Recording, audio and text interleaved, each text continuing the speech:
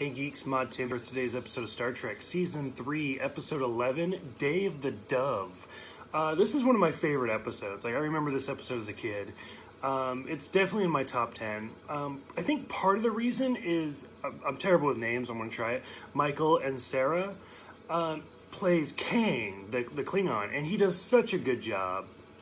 For those of you who have seen Batman the Animated Series back in the early 90s, he was the voice of Mr. Freeze. And you can kind of tell in this episode.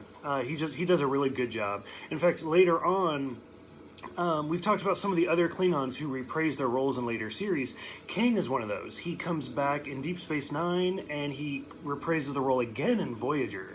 So he actually crosses three different series, all as Kang.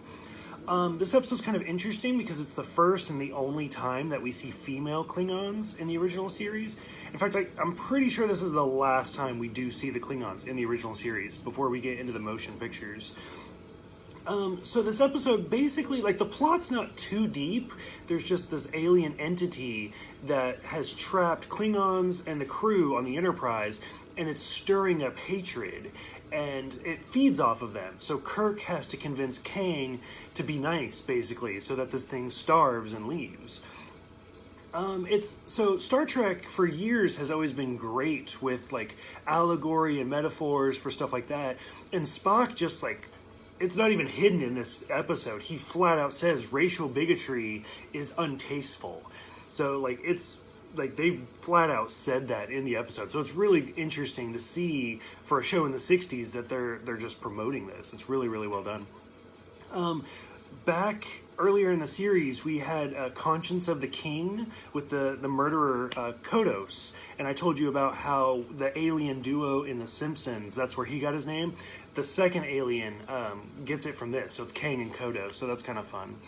But yeah, overall, I think this is a great episode. I really, really enjoy it.